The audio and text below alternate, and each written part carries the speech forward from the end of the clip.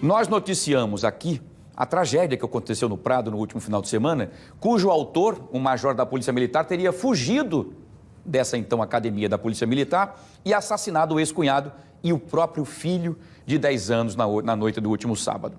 No domingo, como nós vimos aqui na matéria do Bruno Protásio, um outro major da Polícia Militar, acusado de estuprar a sogra de 85 anos, foi preso e levado para a mesma academia de Polícia Militar, de onde, no dia anterior, o major Pedro teria fugido. Duas histórias que chamam a atenção por serem de oficiais militares, pessoas que deveriam proteger a sociedade. A pergunta que fica é a seguinte: a academia da Polícia Militar tem condições de custodiar esses presos? São algumas perguntas que surgem diante dessas situações. Eu vou conversar a partir de agora com a nossa repórter Mônica Hermílio ao vivo, porque eu quero saber, Mônica, se o Ministério Público está acompanhando de perto esses casos. E, Mônica, como é que o Ministério Público vê tudo isso? Os oficiais militares acusados de crimes continuarão sendo custodiados nessa academia de polícia? Nenhuma providência será tomada para que seja resolvido toda essa situação, para que outra tragédia não aconteça como essa que nós, infelizmente, tivemos que conviver e narrar, como essa que aconteceu nesse último final de semana? Bom dia. Oi, Wilson, bom dia para você, bom dia para todo mundo que está acompanhando o Fica Alerta junto com a gente. São muitos questionamentos, muitos. E a sociedade, precisa de respostas. Nós, da imprensa, queremos, repassar essas respostas, e o Ministério Público também está em busca dessas respostas. Por isso, já vou direto conversar com a promotora de justiça, a Carla Padilha, que já está aqui ao nosso lado, para que o Ministério Público possa, acho que, começar a dar luz em cima dessa história. São muitos questionamentos, muitas falhas de segurança, para os militares que estão detidos na Academia de Polícia. Aí eu pergunto, doutora Carla, a Academia de Polícia tem condições de manter custodiados esses militares, diante de tudo que a gente está vendo, tudo que a gente soube, a partir desse caso que aconteceu no sábado, no Prado? A Academia de Polícia tem condições de custodiar esses militares? Bom dia. Bom dia. Bom, a partir de um fato como esse, lamentável, que resultou numa tragédia de enormes proporções, surge uma preocupação não somente com esse caso pontual, mas com o porvir, com futuros casos que possam demandar uma intervenção no sentido de se assegurar efetivamente que esses presos cautelarmente, ou seja, eles não são presos condenados da justiça, estejam realmente afastados da sociedade, Até porque muitos deles oferecem riscos como esse que resultou na tragédia. O Ministério Público entendeu por bem, para além de apurar aquele caso específico que ocorreu no último sábado, que resultou da fuga do policial militar, major da reserva, também abrir um procedimento próprio para avaliar as condições estruturais em que se dá hoje essa cautela de presos dentro da Academia de Polícia Militar. A academia já é um local hoje que está repleto de outras coisas, funciona como local de ensino para os praças e para os oficiais. Além disso, o comando da Polícia Militar está lá. Além disso, há outros setores da Secretaria de Ressocialização, e se trata de salas normais, que deveriam minimamente estarem sendo diuturnamente vigiadas por policiais militares. Se isso não ocorre, se há falha nessa segurança, ela precisa ser restaurada. Não é porque o policial tem direito a ter uma prisão que se diz especial, até ser condenado, que se pode admitir que ele tenha esse direito de qualquer forma. No caso específico que ocorreu sábado, há notícias de que ele teria rendido pessoas com o uso de uma arma branca, etc. Isso pode, de certa forma, justificar uma coação moral irresistível de alguém, no sentido de não conseguir contê-lo, mas é preciso que se apure a miúde. E eu lhe digo, já estive lá no passado e, assim, até então, até que haja uma soltura, você imagina que você não está lá o dia inteiro, você imagina que eles estão adotando todas as medidas cabíveis para a segurança efetiva daquele preso. Eu não sei o que aconteceu e isso só vai poder ser revelado a partir das investigações que devem ser realizadas da forma mais imparcial possível. Eu tenho mantido contato com o comandante-geral, ele tem demonstrado empenho no sentido de apurar com isenção essas práticas, até porque não se pode admitir que é conduta culposa, que é conduta intencional, isso é muito grave e está em xeque a imagem da Polícia Militar em relação à efetiva custódia dos presos judiciais que se encontram lá na Academia de Polícia Militar.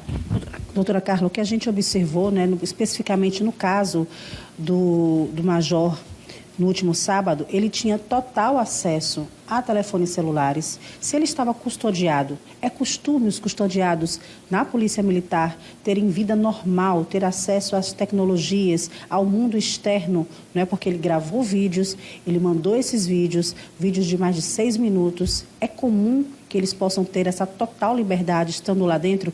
Já estão em, vamos dizer assim, cela especial, na prisão especial. Eles podem ter esse acesso a tecnologias, ao mundo externo, como uma pessoa que não está respondendo ao inquérito?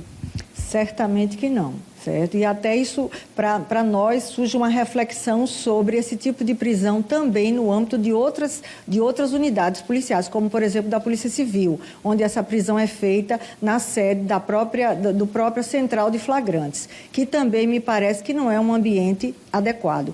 Veja, no sistema prisional existem ferramentas que, inclusive, cortam o sinal de internet naqueles locais. É claro que isso não é permitido, apesar das fartas notícias todos os dias, não só em Alagoas, mas no Brasil inteiro, que dão conta, né, de irregularidades dessa natureza, do uso de aparelhos celulares. Mas eu imagino que num local como de maior controle, menor, né, minimamente é mais fácil você identificar. E olha, os áudios que ele gravou foram em dias diferentes, o que demonstra que houve reiteração no uso desse celular, não foi apenas um único dia. Então é preciso saber quem estava responsável por aquele preso naquela data onde ele gravou o vídeo. Inclusive ele fala do dia em que gravou. Isso é grave, né? E aí permite reflexões sobre uma mudança total de protocolo que possa extirpar essas condutas. É claro que um preso está afastado da sociedade e não pode manter esse contato, até porque ele pode ameaçar pessoas, ele pode continuar condutas delitivas. Vocês veem nas organizações criminosas que até de dentro do presídio se manda matar,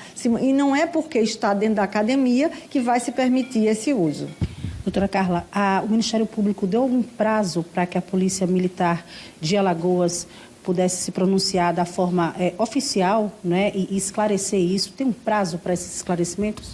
Primeiro, nós queremos saber o que é que foi realmente instaurado, se foi um procedimento administrativo disciplinar ou se já se instaurou direto um IPM, que é o Inquérito Policial Militar. Cada um tem os seus prazos específicos. Inicialmente, a gente quer saber qual o procedimento para ir acompanhar a sua instrução, ou seja, a oitiva de testemunhas, a coleta, inclusive, de câmeras de vigilância que haja no local para identificar a entrada do preso, a forma como ele se movimentava lá dentro, quem estava com ele no momento da sua fuga e tudo isso, que parece que ele aproveitou o momento em que os filhos tinham ido visitá-lo no sábado e na hora que os filhos saíram, ele parece que rendeu alguém. Então, tudo isso precisa ser detalhado. Eu entendo como prudente a conduta do comandante-geral de afastar as pessoas que estariam, né, dirigindo a Academia de Polícia Militar, não como uma presunção de responsabilidade, mas até como uma forma de assegurar lisura nas apurações, né? E a partir daí, o que nos resta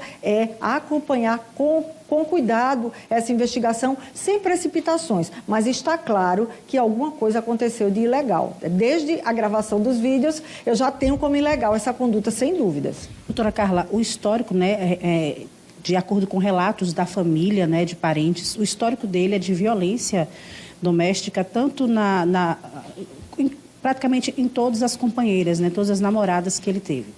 Nesse caso, ele não deveria estar respondendo civilmente e não no âmbito militar? Na verdade, hoje, o único crime em que o policial militar responde na esfera comum é o crime de homicídio, se ele estiver na ativa. Eu não sei se esses crimes que ele praticou, ele já estava na reserva ou na ativa, certo? Mas aí é uma questão do promotor natural, ou na violência doméstica, ou seja, onde for. Mas a verdade é que ele goza dessa prerrogativa de estar num ambiente distinto, porque o que se diz é que se ele se contaminar com o sistema prisional, como o policial, ele praticou condutas de combate ao crime, ele pode sofrer ameaças dentro do sistema como um todo. E para o presídio militar, ele só iria com uma sentença definitiva. Então, tudo isso eu não conheço os autos. A minha preocupação hoje é com a estrutura de equipamentos da Polícia Militar para custodiar esses presos. É essa a preocupação para que não haja riscos à sociedade e até aos familiares que foram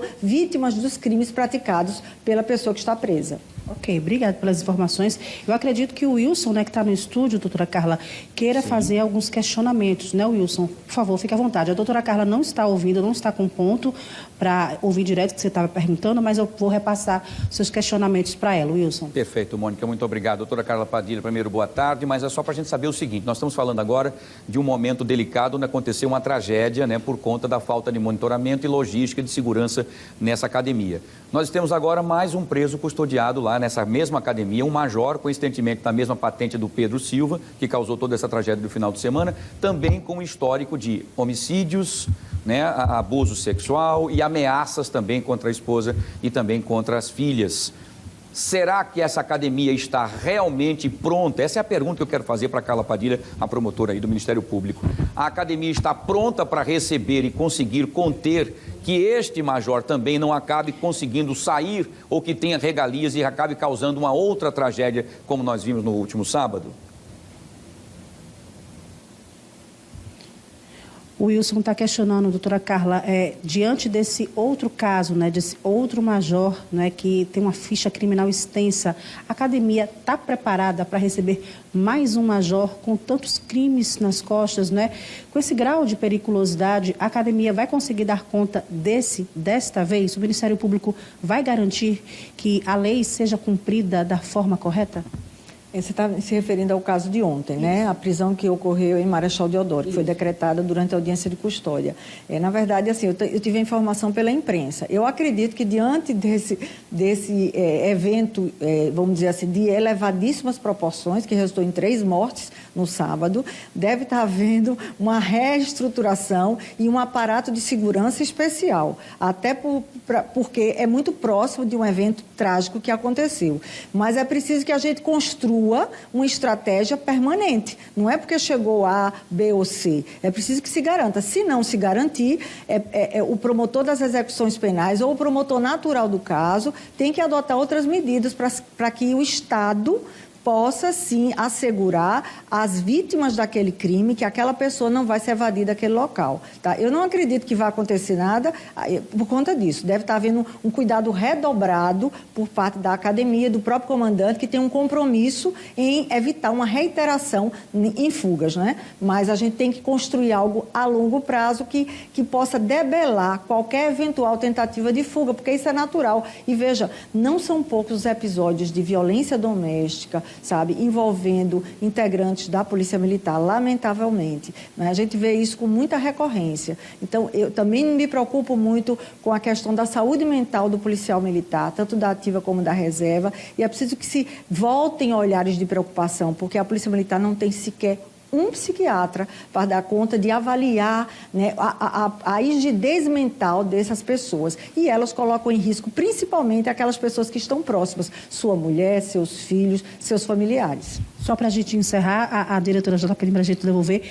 Tocando nesse assunto da saúde mental, o Ministério Público vai solicitar, em especial, que se reveja as questões de psiquiatras à disposição da corporação? Nós já entramos com a ação civil pública, pedindo, né, a contratação, a realização de concurso público. Lamentavelmente, o judiciário não foi sensível à causa, apelamos dessa decisão. Temos outros procedimentos para apurar os casos de suicídio, que são muitos também, dentro de todas as instituições de segurança pública, e a gente tem sim um olhar muito preocupado com isso. É preciso que a gente possa garantir a coletividade, que o policial que está nas ruas tem condições de portar uma arma e de exercer eficazmente a sua função de proteger a sociedade. Ok, doutora Carla, obrigada pelas informações. Portanto, está aí, né?